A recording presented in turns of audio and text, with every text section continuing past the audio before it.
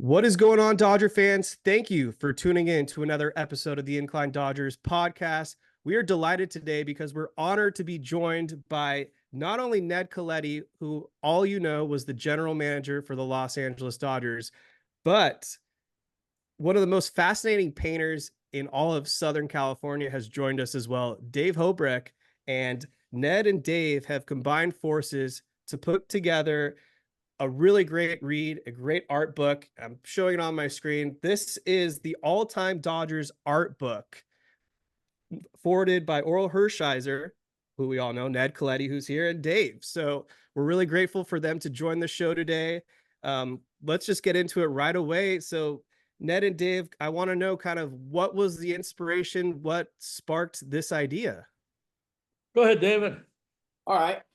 So like we were talking about earlier, I have a gallery here in Laguna Beach, and so Ned basically he had came with his family and he was visiting a couple places in Laguna. We had a booth at a local festival called the Sawdust Festival. It's like a local art festival for the Laguna Beach locals. And so we are doing that in the summer. He visited there, and then when he was walking downtown, he came across the gallery. Came in. I wasn't there. My good friend Vince was working, and he talked to him and set up a meeting with Ned, and we got to talking on painting a piece together. So the book basically came after. The first thing we did was we worked on a custom piece for Ned, a custom painting, and during that process, we were going through lots of different things, and then just hanging out with the guy was so fun because you get all these cool stories, and I'd ask him questions and all sorts of stuff just because I'm a baseball nut and I just want to hear it all.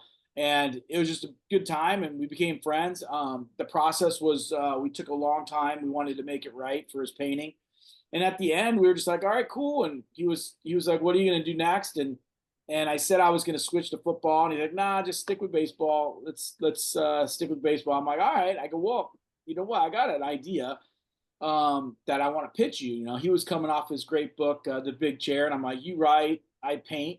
I have this concept. I want to hear your perspective. I want to hear, because we don't get a GM's perspective often. I go, I want to hear how a GM puts a team together. That's what I want to hear. Not that I'm going to become a GM or anything, but I want to hear how it's done.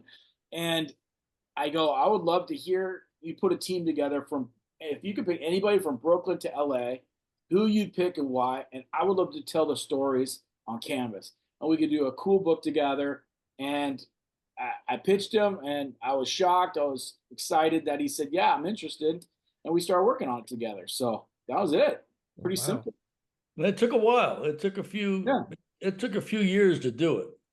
We didn't work on it every day. It was kind of an off and on project, but it took a while. And some players ended up being added near the end because their careers had evolved a little bit more than they were at the outset of our thought process.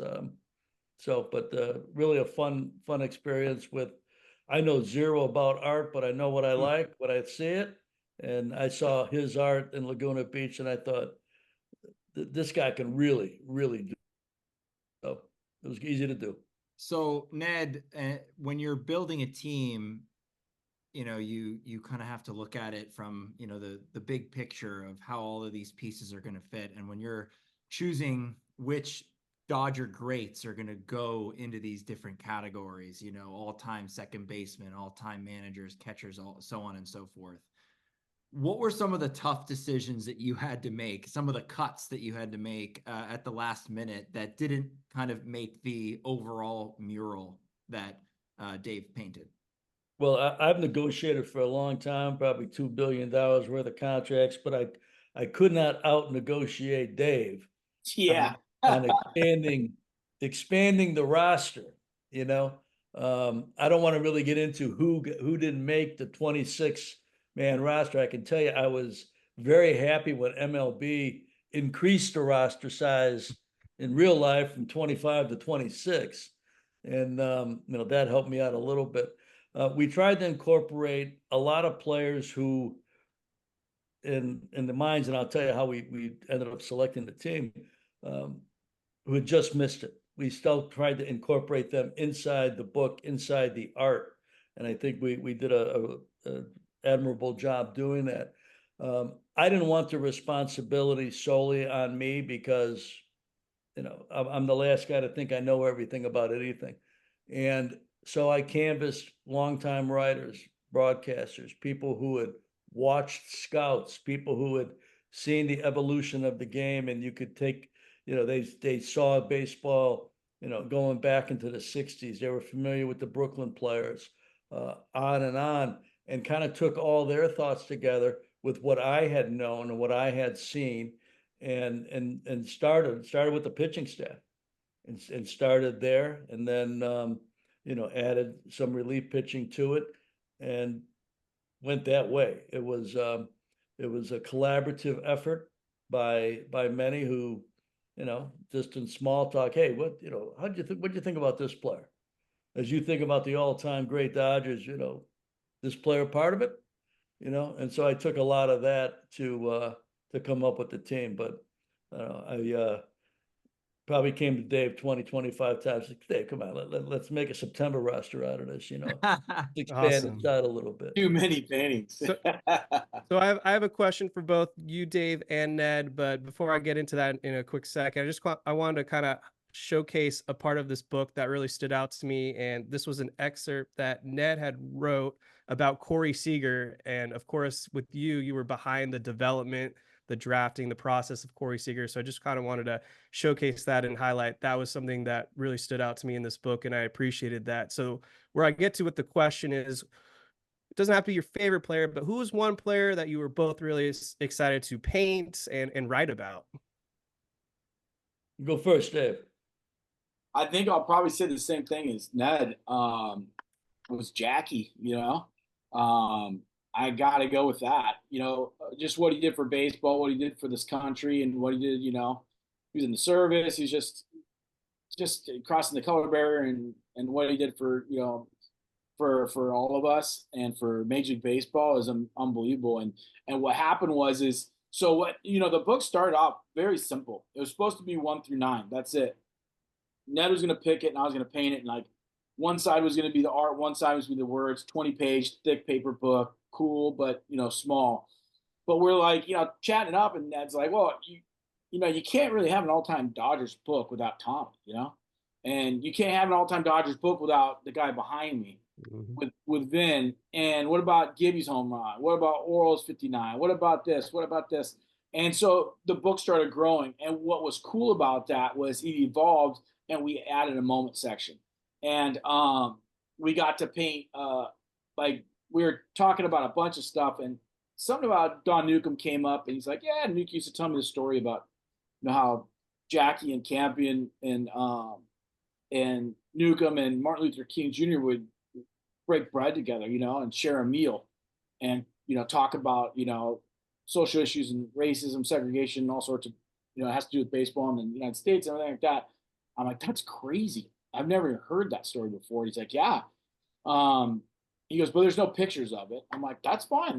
Let's make one up. I talked to Bob Kendrick at the Negro Leagues Museum, and he goes, yeah, I talked to Nuke about that too. And so like, that was a huge rush for me, because I felt like we were painting history, and we're like bringing something visually that hasn't been seen before. So to me, that one, and then the all-time second base. So to me, it was Jackie. I would agree on a specific answer. It would be Jackie. On a general overview, I tried to add something for everything we wrote. I tried to add something that would tell a story and would also be news to those who followed the franchise for a long time, or even new fans. When it came to Jackie, I had the distinct honor to meet his bride, and Rachel, and to talk to her from time to time. I had something to do with everybody wearing number 42. Ken Griffey Jr. That came up with the idea, and then at the very outset of players wearing 42 on April 15th every season, I think only one player per team was going to have the opportunity to wear 42. And I went to ownership and then to the commissioner's office. I said, we're the Dodgers. Everybody should be wearing 42. And I think through conversations, Commissioner Seelig said, hey, that's what we're going to do. And so had a little bit of a role, tiny role in that. And I didn't know is that right? That hold on, I didn't mean to stop you there, but I did not know that was your idea. Well, it was not my idea. It was Ken Griffey's idea to wear 42. Right. No, I'm saying At the outset of the thought process, it was one player. We're going to pick one player to wear 42 on April the 15th. And I said, who am I picking? It's the Dodgers. Right. That's So, what I was saying. Your idea was for the entire team to wear it. yeah. And I thought, I talked it over to ownership and they called the commissioner's office. As I recall, that's how it went. But I also had the chance to meet Roy Campanella in Cooperstown before Roy passed. And, it was an honor to meet Campy. And then I came to the Dodgers, and 100 times I sat with Don Newcomb, one of the best people I'd ever met. And we would talk so much, and Nuke would show up in my office, or I'd meet him in the seats behind home plate during BP, and always showed up like GQ. I mean, he was sharp all the time. And we'd talk about all sorts of things. And I remember my son came in. My son scouted for a while. My son's an adult husband, father. And I said, you got to meet Nuke. And so I put him and Nuke together about 4:00. And it was about 10 to 7. And I pick him up, we're sitting with Nuke. I said, all right, I'm going to go upstairs. And we're walking up. I said, so how much baseball did you talk? He goes, we never even got to baseball. That was Nuke. And you could learn so much about life and so much about what Jackie went through and what Nuke went through and what Campy went through and what the black ball player went through in the 40s and the 50s. I mean, just educational. And he told me that Dr. King used to, they'd have a meal with Dr. King every so often, the three players and Dr. King Jr. And right before he was assassinated, in fact, they had a meal, and I thought, wow, to sit in that room and to hear that. And Dr. King had told Campy and Jackie and Nuke that they had done so much for the cause, probably as much as anybody, if not more, because of the platform they had too. So I came to Dave with that idea, and that turned out to be a phenomenal work of art. But everything that Jackie did in his life was phenomenal and different, and took so much courage to do what he did. So anytime I would put the name Jackie Robinson down on a piece of paper, Jack Roosevelt Robinson, I was honored to do it. But the stories, you mentioned the Seeger story, different little insights and things that I came across through my own experiences or through conversations with Vin or Jaime Green or, numerous other people who've been around the organization. The great Billy DeLury, who was with the organization for 60 some years and was behind the scenes, but knew everybody. And, he was also somebody that I would lean on quite a bit. If you needed to get Sandy Koufax on the phone, you get Billy. You say, Billy, I need to talk to Sandy. Any chance? He'd give me, see you in a minute, come back in 10 minutes, here's Sandy. So anyway, a little long-winded there, but no, those are all fascinating details. We could listen to these details for hours. I was struck when we looked through the book, just taking a look at just on each page and the beautiful illustrations, just taking a look at all of the different players over all of the eras, and you see on the same page of you see Kershaw and Sandy Koufax together on one page, and you see like Andre Ethier and Sean Green. I'm just wondering, it got me thinking, like, what, I mean, both of you could answer this, but like, what are two players, you could just pick any two that you would, from different eras, that you would have liked to have seen on the same Dodgers team? Wow.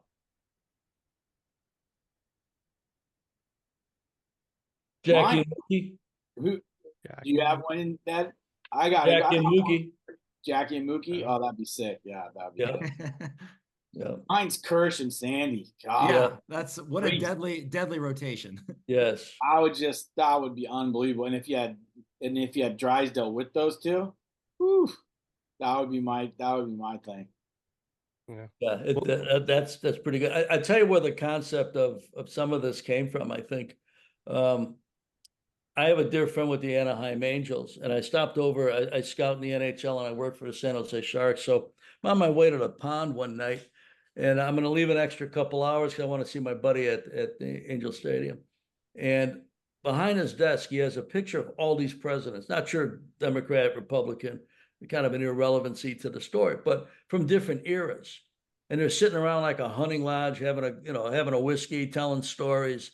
And I thought about my own family, how my dad died a young guy, and my baseball career was 40 years long. My dad saw 3 months. He missed grandchildren. He missed life. Our lives as my brother and I as adults. And they could never be in the same room together. So that's what I originally went to Dave with. Could he paint a picture of my family, the people who were instrumental in my career that never had a chance to meet each other, and on and on. And so when we started talking about this book, we talked about taking that same concept and what would it be like to have Campy and Mike Piazza talking about catching? What would it be like to have Sandy, and we've seen Sandy and Clayton many times in real life, but Clayton and Don Drysdale. What would it be like to have that combination with Don Sutton right there, Yeah. and Dazzy Vance? And so that was kind of one of the other emphases, I think, of why we did what we did, was to put people together who had the same goals, the same cause, the same dreams, but didn't have a chance to know each other because life came and went in some cases. Yeah. Well, Yeah. credit to you, Ned, because I feel like in the 21st century, that 1-2 punch of Kershaw and Greinke was about as good as it gets. Yeah, it was pretty, and Ryu too. I signed Greinke and Ryu back-to-back days. And Remember Hunjin that. Ryu was pretty good too. I signed Zach on a Saturday and Hunjin on a Sunday, back-to-back days. Spent a lot of money in 24 hours, but got a couple Cy Young candidates out of the deal. Did you know, specifically with those two, did you know that you were going to be able to get both in the same weekend, or was it the case of like, I need to focus on one player at a time? Well, in that case, we ran parallel, two different agencies, CAA with Zach, Casey Close, and then Scott Boris with Hunjin. We had bid on Hunjin Ryu as a posting system with Korea, his team. So we had won the bid. So we were the only team that was going to negotiate with him. We had a 30-day window, and the 30th day happened to be that Sunday. Wow. And I've known Scott for 40 years. So I knew there wasn't going to be a ton of actual negotiation, probably until Saturday night or Sunday morning. You got to have a deadline almost in that situation. We had met Hunjin for a meal down in Orange County, I think, and spent some time with him. And I knew that he had an appetite for being a Dodger. And I knew that with our great Korean population in LA, that it would be a sense of feeling comfortable, which I thought was a big thing. And we kept talking about that. But the Zach one was almost a tougher one of the two. Had tremendous interest from other teams, including, as I found out later, the Texas Rangers. And so, California, not to get too much detail here, but California teams sometimes are at a disadvantage when you're talking about teams from Florida, teams from Texas, teams that have no state income tax. So when you're thinking about the California state income tax for somebody making over $100 million over the term of a contract versus zero, you're talking some pretty big iron, right? So the Zach Greinke one took a lot of conversations with Casey Close, and always felt I had a great relationship with the agent because we were just candid with each other. And he would say, we're going to do this, you're going to have to do this. Zach came out and met with Don Mattingly and Stan Kasten and myself, spent 3 hours with us. Rare that a player would come without the agent. I'd always try to meet with a player, but the agent 99 out of 100 times is showing up to kind of lead the conversation. Zach came in on his own, and we sat for probably 3 hours and asked him questions, and he had a bunch for us. So that one was a little bit tougher to do. And I gave Zach a 3-year out, 6-year deal, but after 3 years, he could explore free agency. If he ended up getting hurt and couldn't pitch, we were going to be on the hook for 6 years, but I was willing to take that chance. He stayed 3, went to Arizona, I think, after that, but was 51-15, I think, in 3 years. Yeah, So he was anyway, he was special. yeah, he won't be in the book, but you know, he that was deserves a to be in the that was a Hall. special that was a very very special rotation for many years there. I kind of want to shift gears a little bit, guys, to this current Dodgers team, because I've talked about this a lot on the podcast, just kind of analyzing the trade deadline of where the Dodgers were, what their needs were, the injuries that they had, and kind of what would be their strategy for the trade deadline. In my mind, it was like I knew that we needed a starting pitcher, definitely, maybe two, and maybe like a big bat. And it seemed as though Andrew Friedman in the front office there went with kind of the idea that, you know, we're going to be aggressive for a starting pitcher and we're going to get some pieces here and there. But ultimately, what we're going to do is wait for our big horses to come back, you know, Max Muncy and Mookie Betts and, you know, Clayton Kershaw coming back and Walker Buehler coming back and Bobby Miller. So I guess this is questions for Ned originally, but what were you thinking during this trade deadline, Ned, in terms of what the Dodgers strategy was? And were you analyzing it from, you know, your knowledge as a former general manager? Well, I know two things. One, I don't know everything that's going on. And two, I know that, you know, fan bases, sometimes media, expect certain things. But there's more than just your decision making that goes into it. You've got to have another team that wants to do business with you. You've got to have a players, prospects that other team wants. You have to have an ownership that is on both sides that is willing to do this. So it's far from easy. It is always super complicated. And until you get to the last day, really, you know, you don't necessarily know who's bluffing and who's for real. And generally, the deals that are made ahead of the last day of the deadline or the last 24 hours, I'll say, are where a team is trying to shed salary. And so every day counts for them. So they'll move somebody on the 25th or the 20th.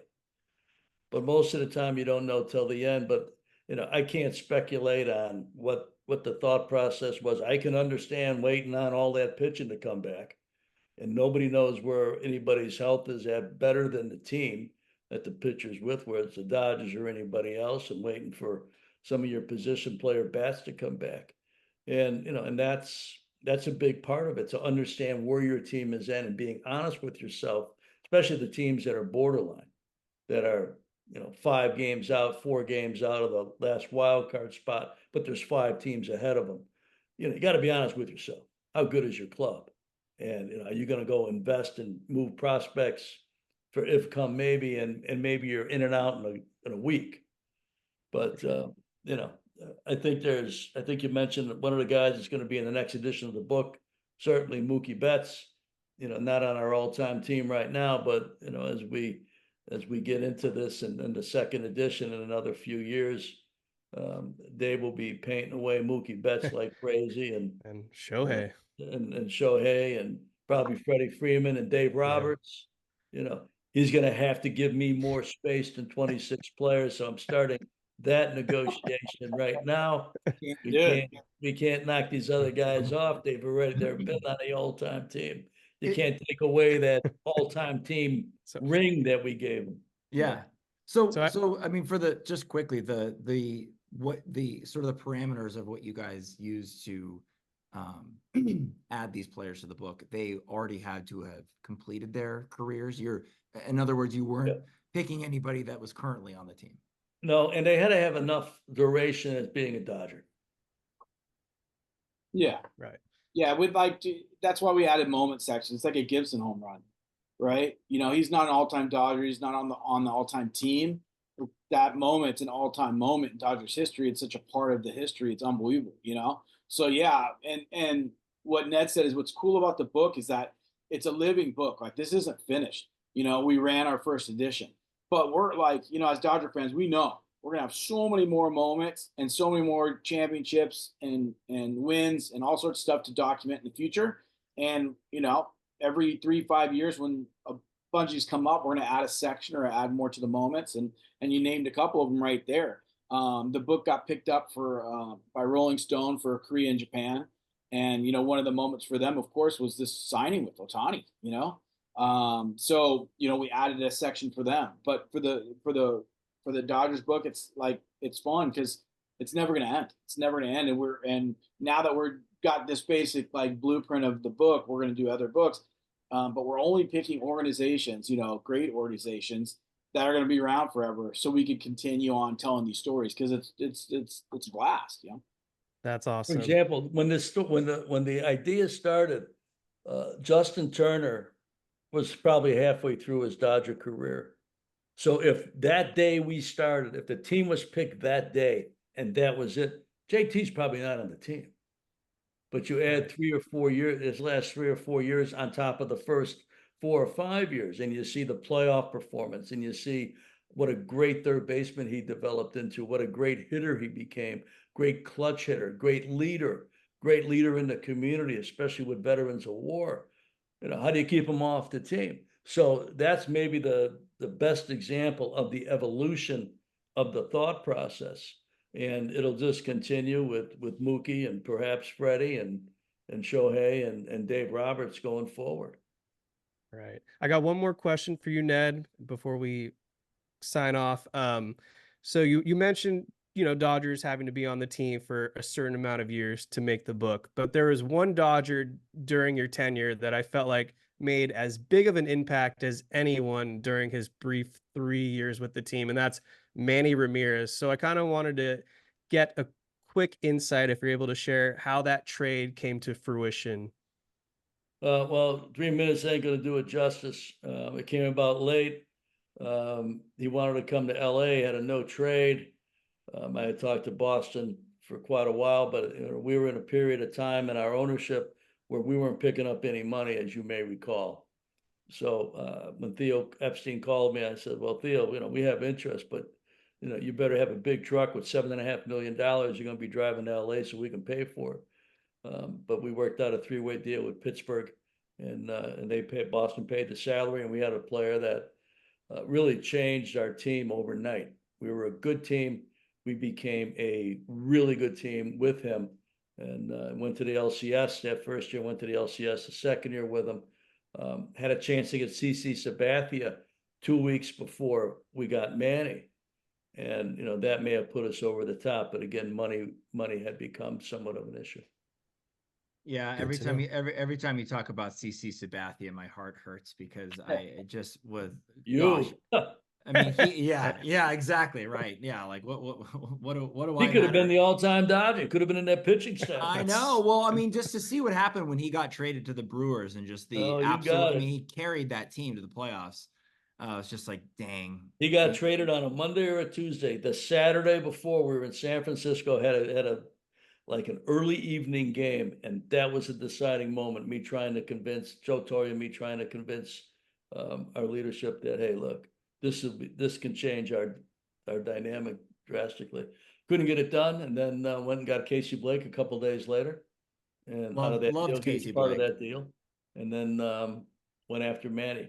Interestingly, the last thing I'll say, the players we traded for Manny were not in the CC Sabathia deal. So in theory, we could have did them both. Wow. And then got Greg Maddux a couple weeks later. That's right. But hey.